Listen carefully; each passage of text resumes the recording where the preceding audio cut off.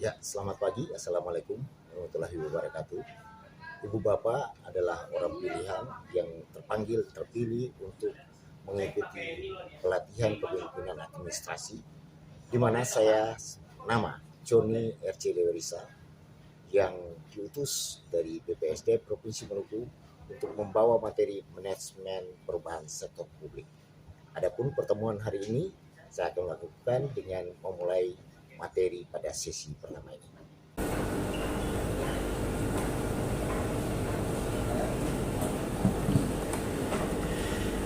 Ya, selamat pagi. Assalamualaikum warahmatullahi wabarakatuh. Salam sejahtera buat kita semua.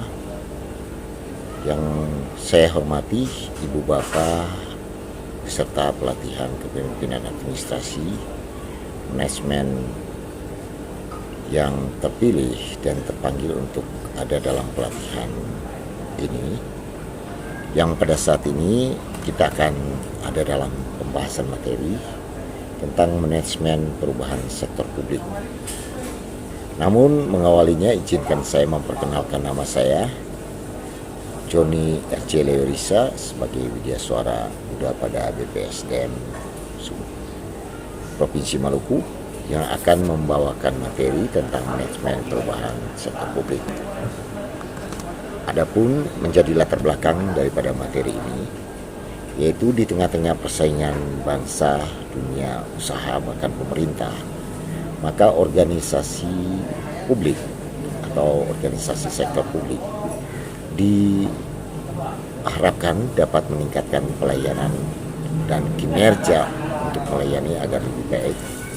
Dan pada saat ini, untuk mencapai pelayanan yang lebih baik, maka sebagai individu sebelumnya diberi tantangan, yaitu dalam meningkatkan performance, kondisi atau better life, di mana sebagai bangsa kita harus memiliki keinginan untuk mencapai kondisi pelayanan yang lebih baik. Namun sebelumnya saya yakin bahwa Ibu Bapak adalah pemimpin-pemimpin yang memiliki amanah, pemimpin-pemimpin yang mampu melayani. Sehingga mata pelatihan ini membekali Ibu Bapak sebagai peserta, yaitu memiliki kemampuan memimpin perubahan melalui pemahaman konsep manajemen perubahan sektor publik, kepemimpinan dalam manajemen perubahan, strategi perubahan di unit organisasi, pengelolaan perubahan unit organisasi, dan menganalisa permasalahan perubahan dari perspektif manajemen perubahan itu sendiri. Adapun hasil dan tujuan pembelajaran, yaitu setelah mengikuti pelatihan ini, peserta diharapkan mampu memahami dan menjelaskan tentang konsep manajemen perubahan sektor publik. Kedua, kepemimpinan dalam manajemen perubahan serta strategi perubahan di unit organisasi. Dan yang ketiga adalah tahapan-tahapan melakukan pengelolaan manajemen perubahan, serta yang keempat yaitu menganalisa setiap permasalahan perubahan pada sektor publik dari perspektif manajemen perubahan. Indikator hasil belajar yaitu diharapkan setelah mengikuti pembelajaran ini peserta dapat menjelaskan tentang makna perubahan, inovasi dan inovatif, tuntutan dan tantangan perubahan organisasi, serta konsep manajemen perubahan sektor publik, manfaat manajemen perubahan dan nilai-nilai dasar manajemen perubahan.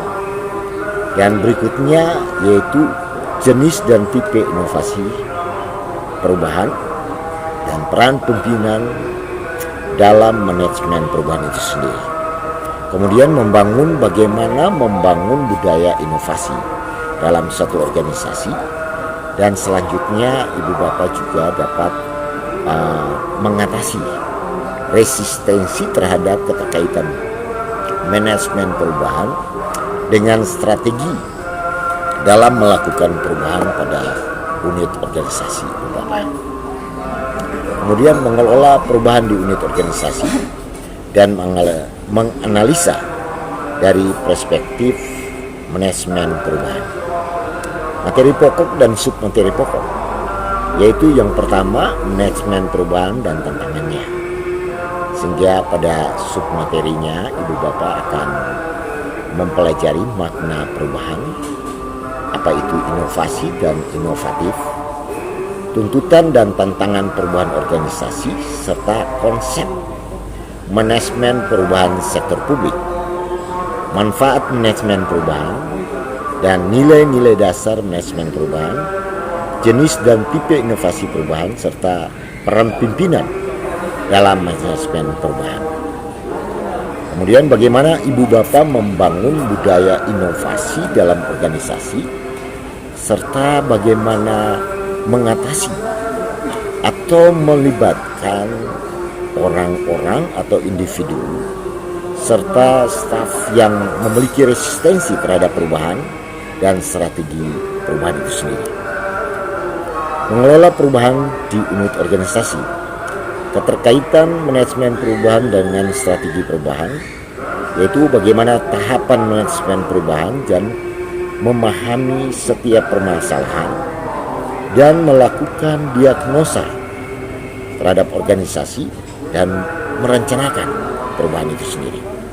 Kemudian setelah melakukan perencanaan perubahan, Ibu Bapak dapat merencanakan dan mengevaluasi hasil pelaksanaan terhadap rencana perubahan. Dan selanjutnya untuk lebih dipahami, yaitu dalam melakukan suatu perubahan perlu ada analisa permasalahan perubahan dari perspektif manajemen perubahan itu sendiri.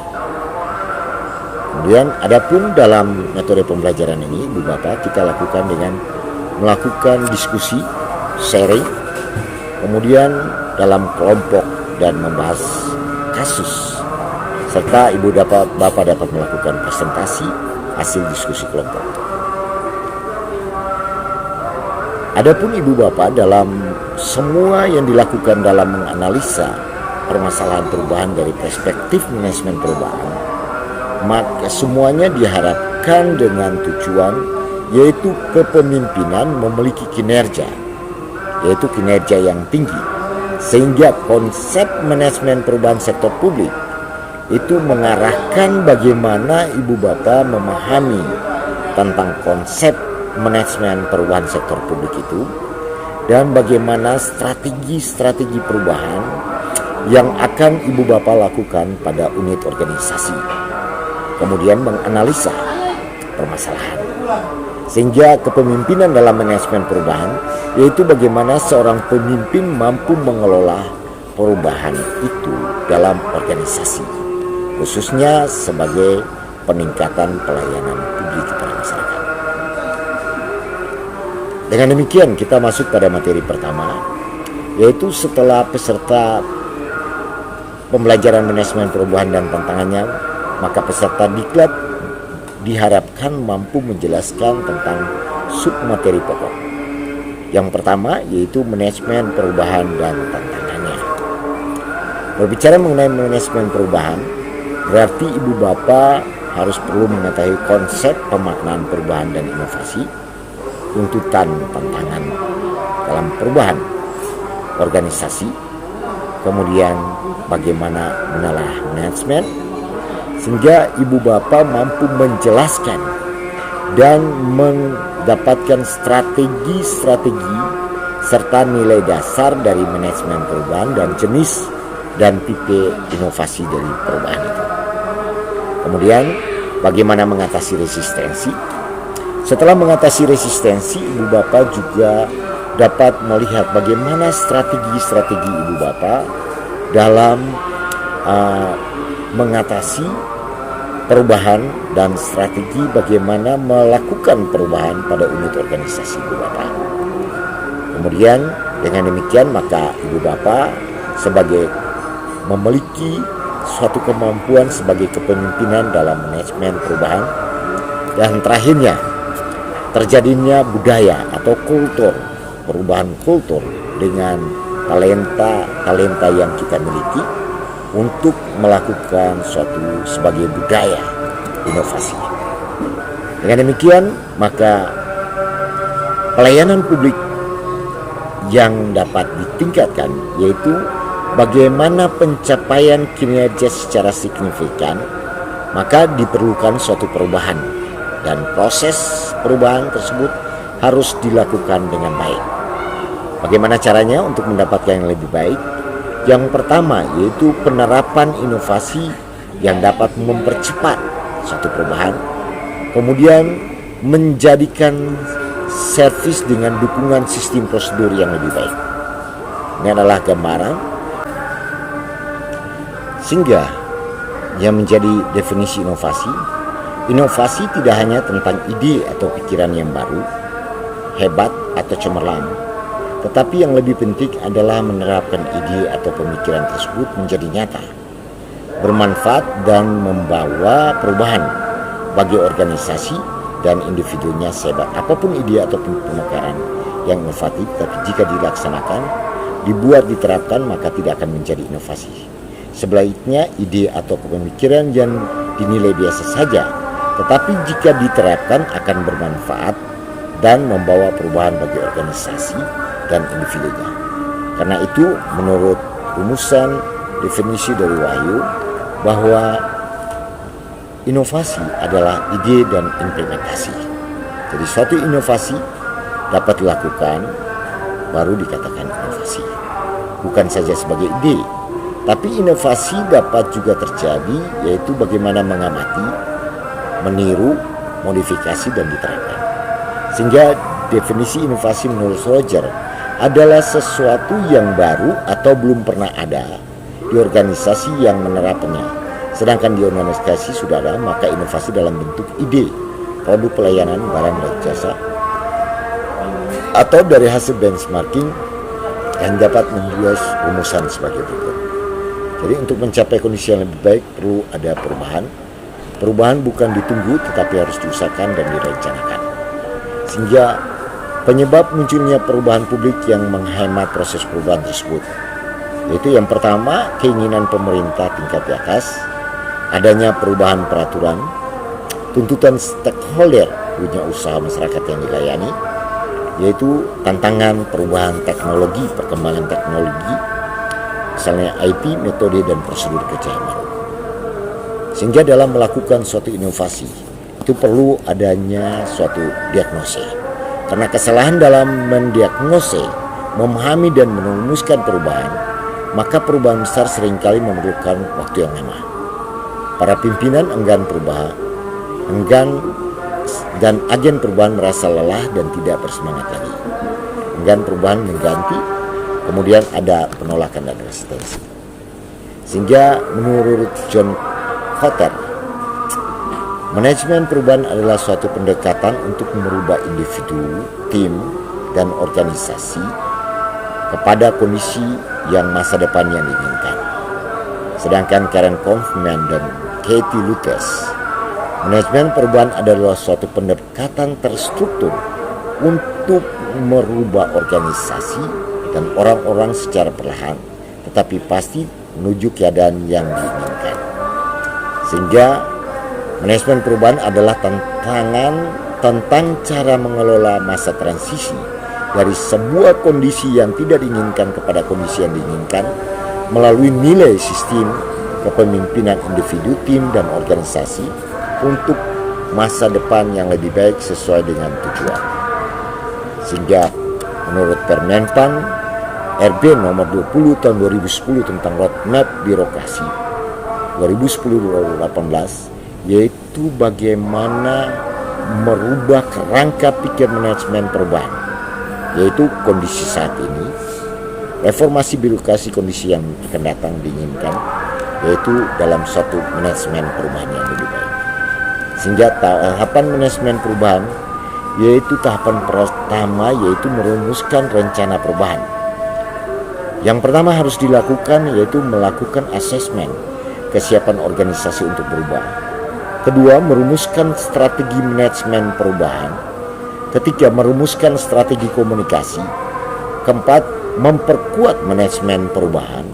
Dan kelima, menyusun ukuran keberhasilan atau strategi capaian, target-target capaian yang harus kita lakukan sebagai lompatan-lompatan dalam peningkatan sebuah pelayanan. Kemudian tahapan kedua yaitu mengelola pelaksanaan perubahan. Yang pertama yaitu menginteraksikan strategi manajemen perubahan dan strategi komunikasi dengan program inovasi reformasi birokrasi yang lain. Kedua, mengimplementasikan rencana manajemen perubahan, membuat rencana pelatihan dengan mengimplementasikannya. Kemudian bagaimana mengelola resistensi, mengukur tingkat keberhasilan. Dan tahapan yang pertama yaitu mengumpulkan umpan balik dan menganalisa, melaksanakan tindakan perbaikan, memberikan penghargaan atas keberhasilan, mengukur tingkat keberhasilan. Dengan demikian, Ibu Bapak, dalam melakukan semuanya ini, Ibu Bapak harus ada dalam suatu teamwork atau networking, baik dengan menggunakan digitalisasi ataupun secara bersama-sama dengan memiliki komitmen bersama untuk melakukan perubahan. Adapun siklus manajemen perubahan, yang pertama yaitu pelaksanaan rencana perubahan termasuk pengendalian. Kedua, mengevaluasi pelaksanaan rencana perubahan. Ketiga, memahami permasalahan diagnosa organisasi.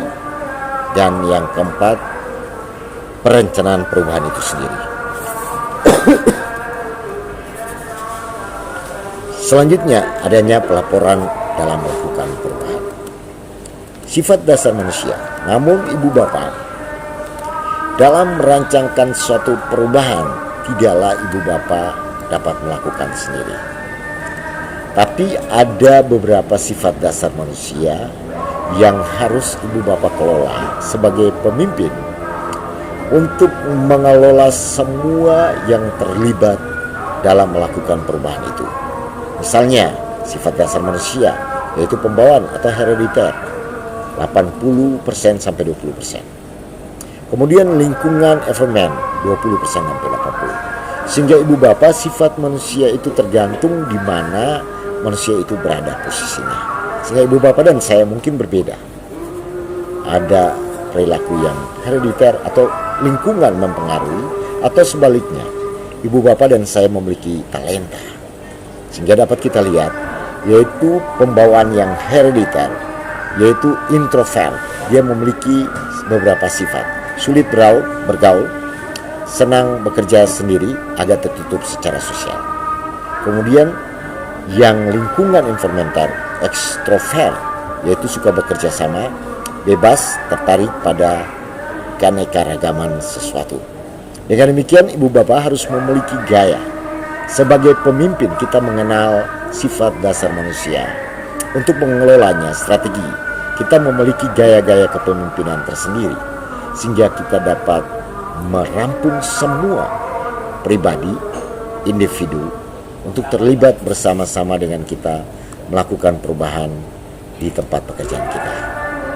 Tips yang terbaik sebagai pemimpin yang produktif, yang pertama, melihat, mendengar, yaitu susun perencanaan. You fail to plan to fail. Jadi bagaimana menyusun perencanaan? Dengan melihat secara jeli, mendiagnosa, kemudian menetapkan beberapa rencana aksi. Kemudian fokus, priority, not multitasking. Jangan menarik kesimpulan secara cepat, tetapi Ibu Bapak dapat melihat apa yang baik yang dapat diambil dalam rangka menopang rencana-rencana perubahan Ibu Bapak. Kemudian tips menjadi produktif, hindari interupsi. Say no to the telephone and email if you do, yaitu bagaimana Ibu Bapak ada dalam mau menerima, mendengar, menerima, dan sharing. Sehingga ide yang dapat diterima dapat memperkaya ide Ibu Bapak dalam merancang suatu perubahan. Kemudian berusaha untuk mengerti orang lain lebih dahulu, baru kita berharap orang lain dapat mengerti tentang kita. Dan selanjutnya, Ibu Bapak, pada materi selanjutnya kita akan ada dalam kelompok-kelompok diskusi. Saya membagi kelas ini atas 3 kelompok.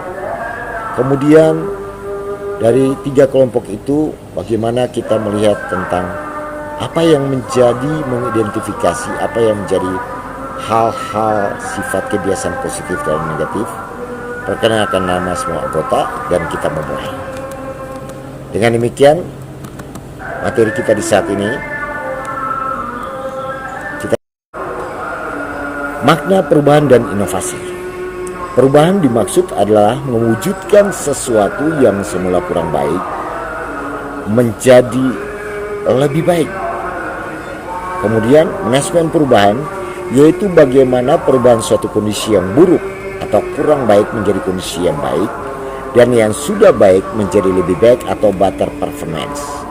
Dengan demikian, maka visi pencapaian tingkat organisasi itu dapat dicapai, yaitu pencapaian visi dan misi organisasi, yaitu pemerintah daerah, pemerintah pusat.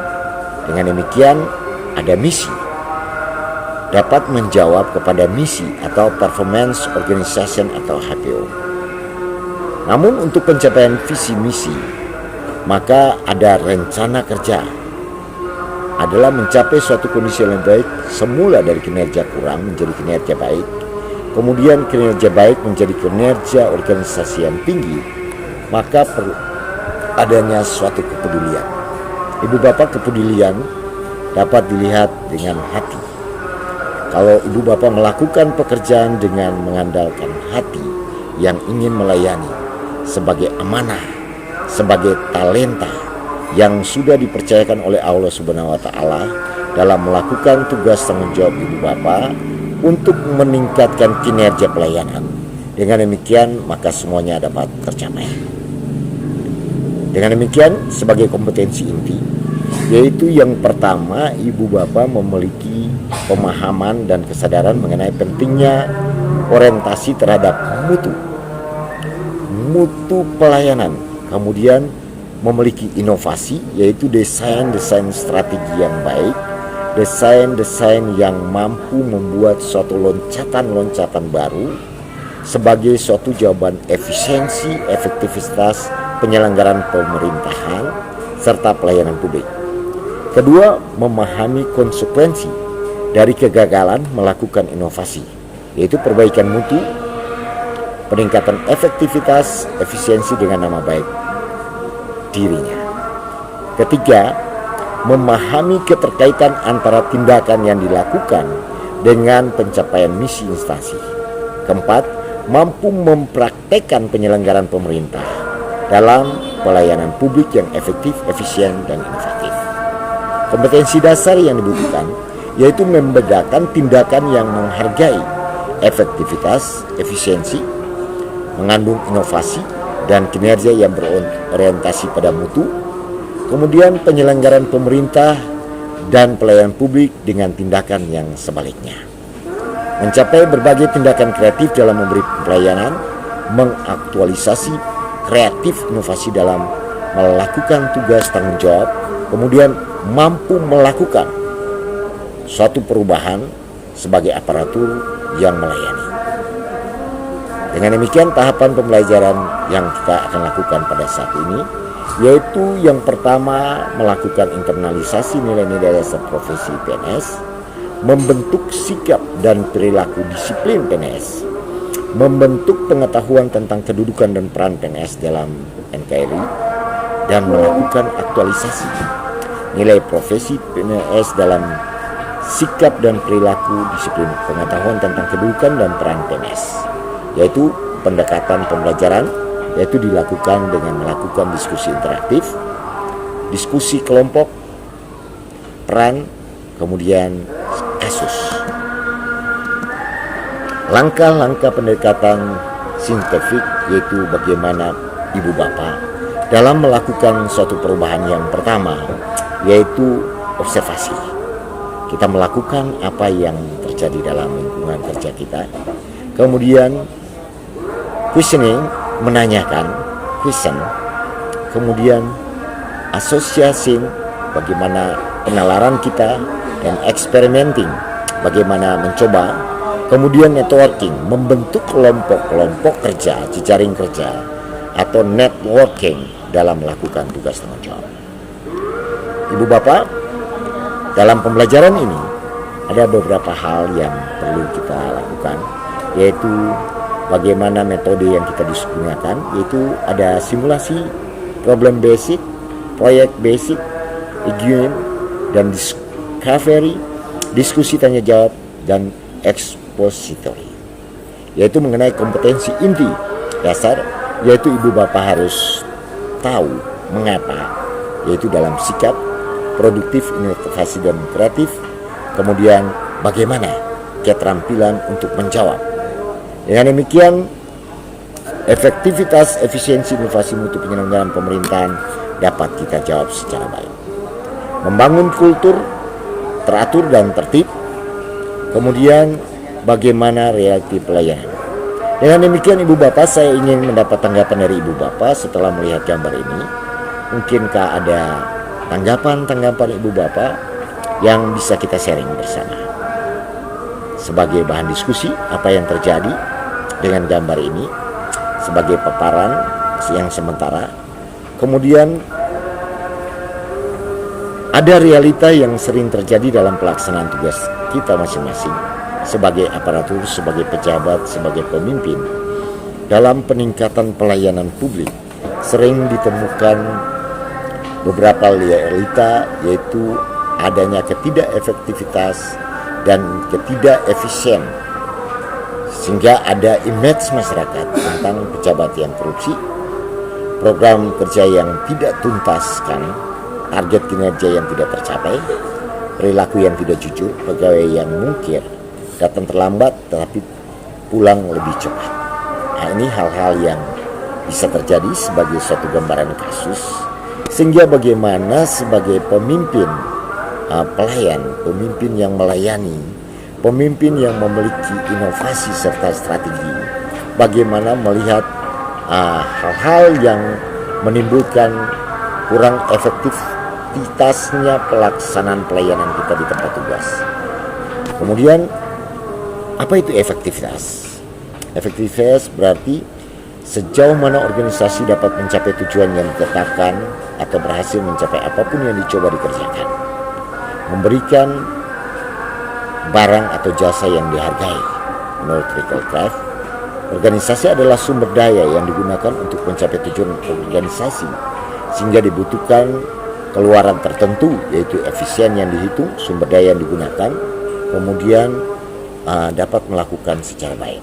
Semuanya ini dapat tercapai yaitu apabila ibu bapak memiliki trust, skill, speed, transparansi, dan quality. Maka semuanya dapat terjadi apabila ibu bapak memiliki komitmen untuk melayani, maka pekerjaan ibu bapak dapat melakukan. Apa itu inovasi? Secara inovasi secara umum dapat dipahami sebagai perubahan perilaku. Inovasi adalah sebuah ide praktik atau objek yang dianggap baru oleh individu atau satu unit mengadopsi sesuatu yang dianggap baik yang dilakukan oleh organisasi lain. Sedangkan inovasi adalah kegiatan yang meliputi seluruh proses penciptaan, menawarkan jasa atau barang yang bersifat baru, lebih baik dari yang awalnya dibandingkan dengan yang telah tersedia. Sehingga pengukuran tingkat efektivitas yaitu ketercapaian target yang telah direncanakan, baik dilihat dari pencapaian jumlah maupun mutu hasil kerja, sehingga dapat memberikan kepuasan terhadap pelayanan, kemudian penghematan biaya dan waktu dalam menyelesaikan kegiatan. Sehingga pelaksanaan tugas memperhatikan efektivitas, efisiensi, maka ketercapaian target pelayanan itu dapat dicapai. Inovasi yaitu menurut laporan keharusan sektor publik untuk berinovasi karena alasan sebagai berikut, yaitu demokratisasi, yaitu fenomena demokratisasi telah menyebar di seluruh dunia melewati batas-batas kedaulatan, ideologi, dan politik bangsa. Perjanjian internasional atau globalization di mana perjanjian internasional sebagai bagian dari konsekuensi globalisasi dan interaksi antara bangsa dalam rangka kerjasama. Kemudian brain drain, fenomena human capital flights yang terjadi dari negara maju sehingga terjadi ketidakseimbangan kesebaran sumber daya unggulan, alhasil kesenjangan sosial ekonomi politik dalam perkembangan yang semakin melebar. Inovasi yaitu bagaimana realita, apa tujuan, kemudian nilai yang akan dicapai, dan selanjutnya hubungan dengan pengguna, motivasi untuk berinovasi, kemudian sektor beberapa inovasi yang sering terjadi yaitu sektor swasta membangun atas dasar pasar nilai pemegang saham, sektor publik resmi dari negara kepentingan publik. Jadi sumber inovasi dan sektor publik dalam sebuah studi inovasi sektor publik dan inovasi, maka 50% inovasi sektor publik merupakan inisiatif dari frontline staff, tingkat menengah manajemen. 70% inovasi yang dihasilkan bukan daripada kepemimpinan, inovasi melewati batas-batas organisasi.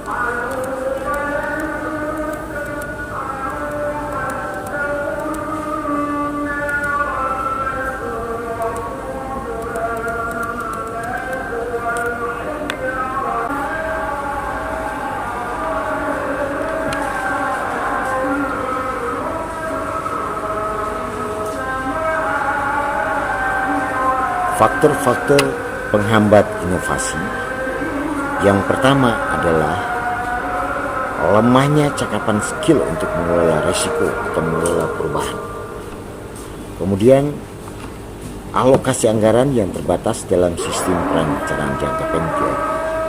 Kemudian tuntutan penyelenggaraan pelayanan publik yang bebas dari tugas administrasi, budaya cari aman atau status quo, takut risiko dalam birokrasi masih terlalu kuat, menolak menghentikan program atau membubarkan organisasi. Kemudian yang ketiga yaitu sangat tergantung kepada high performance, bahkan top leader sebagai sumber inovasi. Kemudian teknologi tersedia, tetapi struktur organisasi budaya kerja yang menghambat. Dengan demikian, perubahan itu dapat menjadi terhalang apabila budaya kerja. Kemudian untuk mengaktualisasi inovasi dan komitmen suatu perubahan, yaitu bagaimana kualitas komitmen mutu pelayanan yang akan kita tingkatkan dalam melakukan suatu perubahan. Kemudian landasan komitmen mutu dalam penyelenggaraan pemerintahan, yaitu nilai kode etik, yaitu pasal 5 layanan publik sebagaimana dituang dalam Undang-Undang Nomor 5 tahun 2014 tentang ASN secara keseluruhan mencerminkan perlunya komitmen suatu perubahan. Kemudian keseluruhan pencerminan perlunya komitmen mutu dari setiap aparatur dalam memberikan layanan apapun bidang pelayanannya kepada siapapun layanan. Kemudian target utama kinerja aparatur yang berbasis pada komitmen mutu adalah wujud kepuasan masyarakat yang menerima layanan atau customer certification. Dengan demikian, maka semuanya dapat terjadi apabila ada komitmen untuk melayani. Selanjutnya 5 pilar manajemen mutu. Yang pertama adalah produk proses, pendekatan PDC, yaitu check, activity, plan, and do.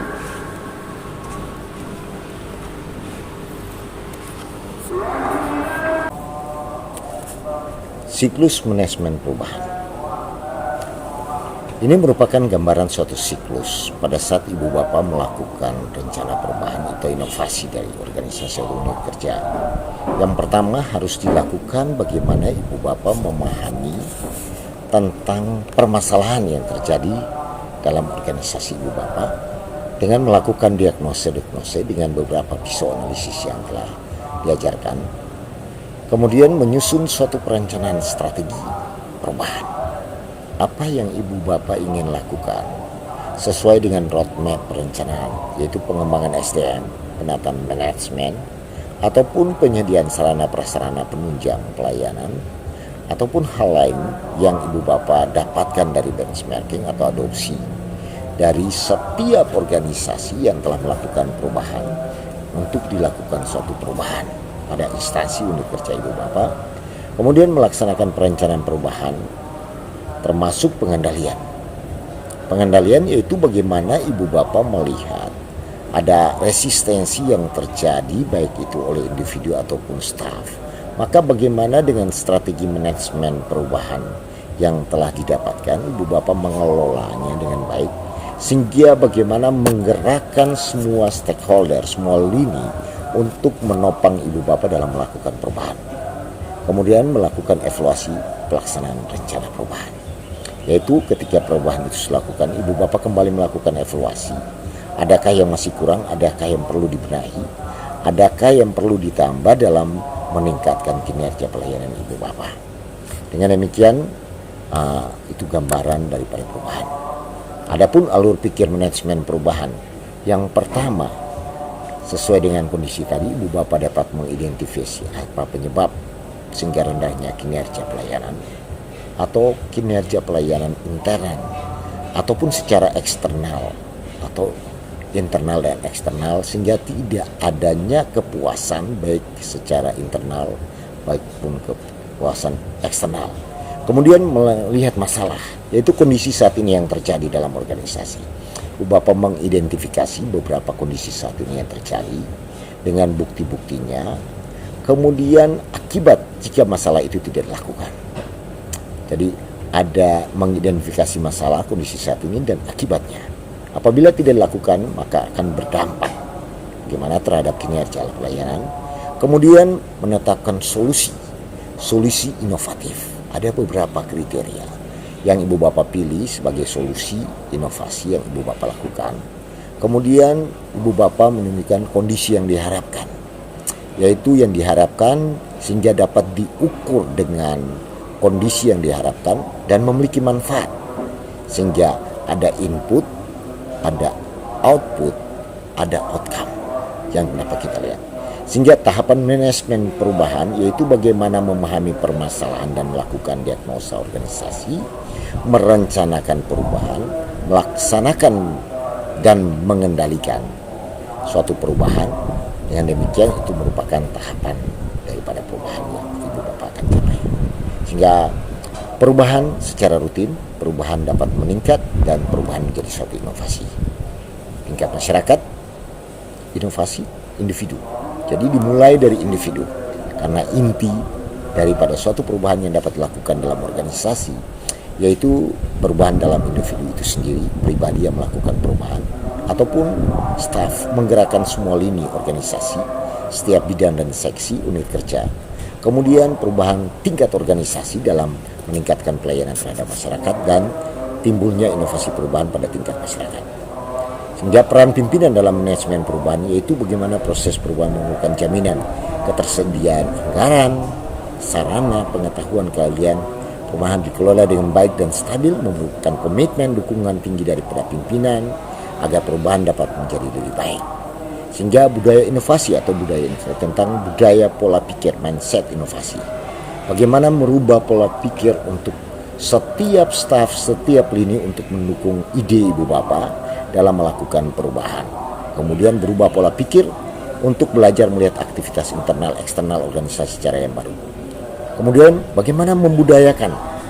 Jadi himpunan anggaran, norma, keyakinan, sikap, aturan formal maupun informal yang perlu dilakukan praktik kebiasaan, aktualisasi dan sosial inovasi untuk kebaharuan yang idealis dari pembaruan perbaikan yang dilakukan suatu komunitas atau kelompok masyarakat. Itu menurut Ibu Wahyu S. pada tahun 2015, yaitu bagaimana budaya inovasi itu dapat dilakukan. Kemudian ciri umum budaya inovatif dalam organisasi yaitu keterbukaan terhadap pandangan yang berbeda. Kemudian kemauan, willingness untuk menerima dan menerapkan metode, teknik atau cara baru.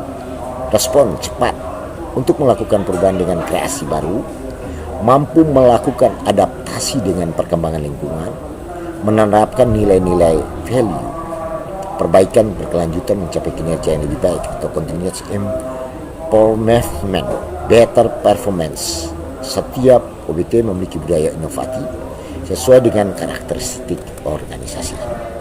Kemudian apapun yang terjadi Ibu Bapak dalam suatu perubahan, ada resistensi, ada penolakan terhadap perubahan inovasi, merupakan tantangan yang harus dihadapi sekaligus resiko yang harus diselesaikan. Sehingga apabila ada tantangan, ada resistensi, jadikanlah dia sebagai peluang, jadikanlah dia sebagai tantangan untuk bagaimana merubah mindsetnya untuk kembali melakukan perubahan. Sehingga menurut Daniel L. Corner ada dua jenis resistensi terhadap perubahan. Resistensi terbuka atau overt, resistensi tersembunyi atau covert. Ada dua pihak, the loser and the winner. Yaitu bagaimana kita menghadapi resistensi yang terbuka secara terang-terangan dan bagaimana kita menggerakkan dia untuk terlibat dalam menggerakkan ide kita, bahkan terlibat dalam inovasi kita.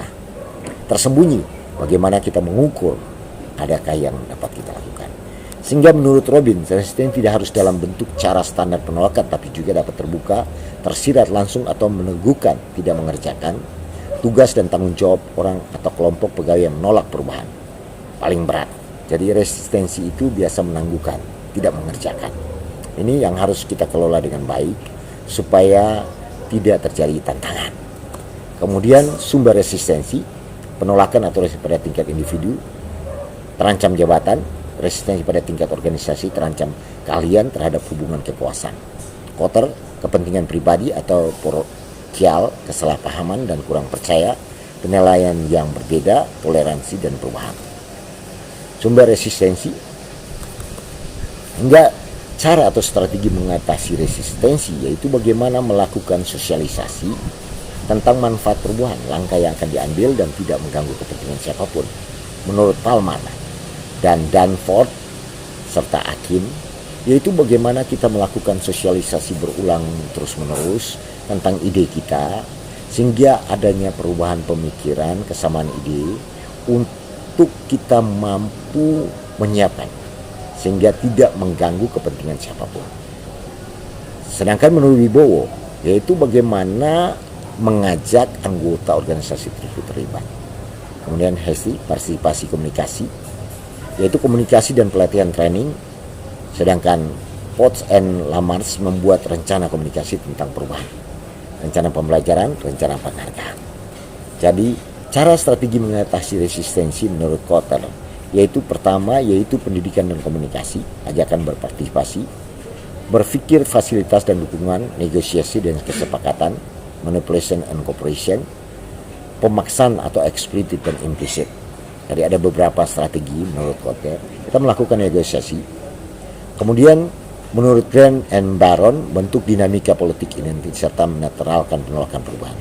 Didik pekerja, libatkan pekerja dalam proses perubahan, hargai perihal yang harus dilakukan, perhitungan, kepentingan, keuntungan. Kemudian unwishing, kemudian chance, bagaimana perubahan itu dapat menjadi modal sehingga dapat mendefinisikan inovasi, yaitu keterkaitan terhadap manajemen perubahan dengan strategi perubahan, yaitu manajemen perubahan berisi tentang tahapan melakukan perubahan, sedangkan strategi perubahan merupakan pola, metode atau cara untuk menerapkan tahapan-tahapan manajemen perubahan. Sehingga 4 tahap manajemen perubahan yaitu memahami permasalahan diagnosis organisasi, merencanakan perubahan, melaksanakan rencana perubahan, mengevaluasi hasil pelaksanaan perubahan. Sehingga dari tahapan pertama memahami permasalahan diagnosis organisasi yaitu bagaimana input, kemudian transformasi proses. Selanjutnya tahapan kedua yaitu merencanakan perubahan, dapat menjawab beberapa pertanyaan kunci antara lain apa tujuan perubahan, mengapa kita harus berubah, apa manfaat yang nanti dirasakan oleh setiap staf pelayanan, kemudian kekurangan, kekuatan, kelemahan kita melakukan bagian dari elemen apa saja harus dirubah, kapan perubahan itu dilakukan, siapa saja stakeholder yang terkait, siapa yang harus dilibatkan untuk melakukan perubahan, terutama untuk menjadi agen perubahan, sumber daya apa saja, berapa besar sumber daya melakukan perubahan, bagaimana perubahan dilakukan, tahap manajemen perubahan, strategi yang digunakan. Kemudian pelaksanaan rencana perubahan tahapan ketiga, yaitu pelaksanaan dilakukan secara konsisten mengacu pada jadwal urutan kegiatan. Strategi perubahan dapat mengacu pada tabel gerak. Keterkaitan strategi perubahan dengan manajemen perubahan, pengendalian dan pemantauan tindakan. Tahapan keempat, yaitu untuk memudahkan evaluasi, perlu hasil evaluasi jenis bermanfaat, perlu mengacu beberapa pertanyaan lain. Seberapa besar dan dapat dalam bentuk presentasi, tujuan apa sasaran perubahan yang ingin dicapai.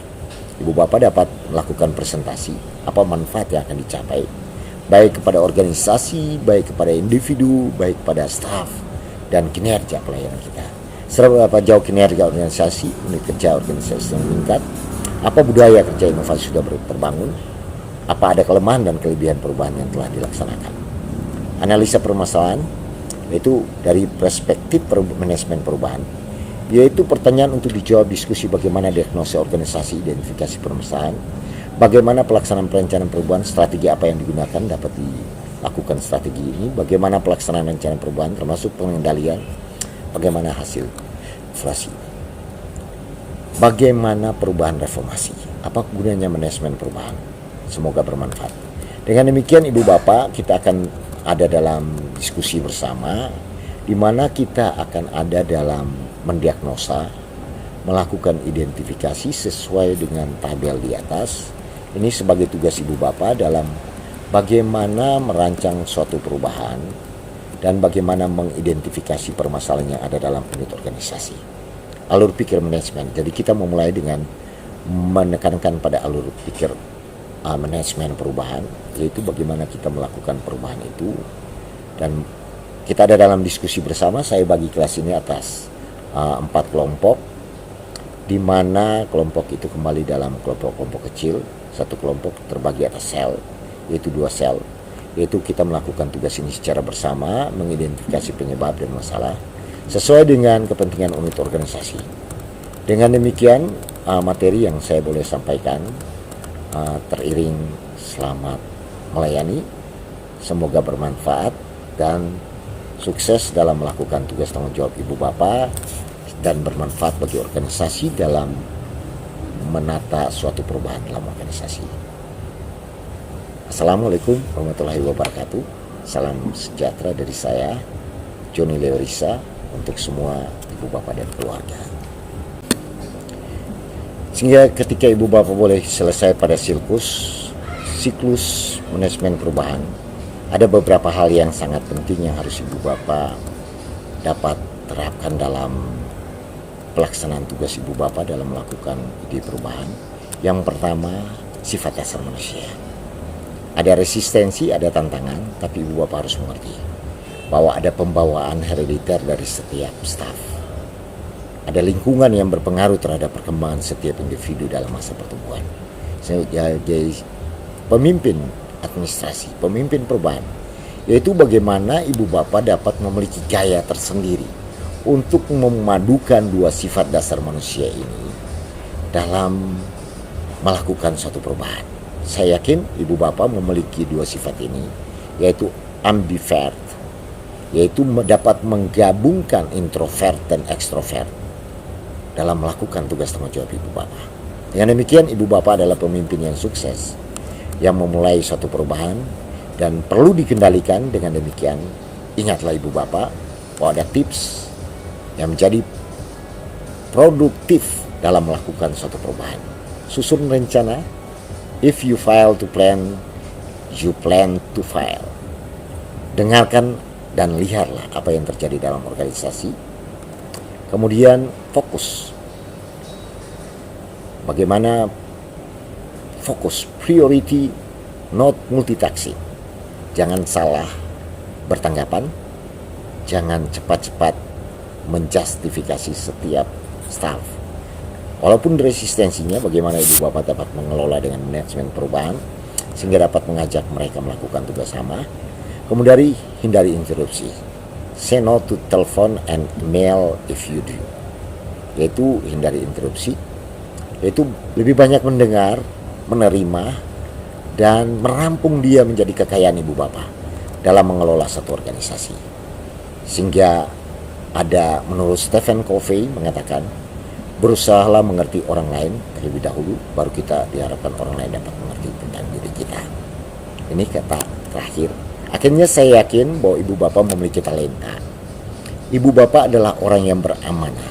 Ibu bapak diberikan kepercayaan oleh Allah Subhanahu wa Ta'ala untuk melakukan tugas tanggung jawab ini, untuk melayani masyarakat. Dan apa yang ibu bapak lakukan dapat dipertanggungjawabkan ketika ibu bapak dipanggil oleh Allah Subhanahu wa Ta'ala dalam melakukan tugas.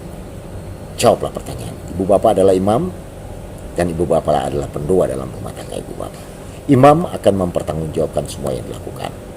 Sehingga saya akan membagi kelas ini menjadi beberapa kelompok untuk kita ada dalam diskusi dan melakukan identifikasi masalah, dan kita memulai melakukan manajemen perubahan. Demikian kerjasama kelompok saya sangat harapkan, dan pada jam berikutnya kita akan ketemu dan membahas materi ini. Akhir kata, perkenalkan, kita mari saling berkenalan di semua anggota dan melihat apa yang harus dilakukan dalam tempat kerja kita masing-masing. Apakah ada pertanyaan? Ya, kita sharing dan mari kita ada dalam diskusi. Pada sesi ini kita berdiskusi dan kita akan masuk pada sesi berikutnya, di mana ibu bapak akan melakukan tugas-tugas ini dan merancang suatu ide baru, suatu ide perubahan dengan mengidentifikasi secara baik. Akhir kata, saya John Leorisa mengucapkan terima kasih. Assalamualaikum warahmatullahi wabarakatuh. Salam sejahtera buat kita semua dan shalom. Sampai ketemu pada waktu yang sama.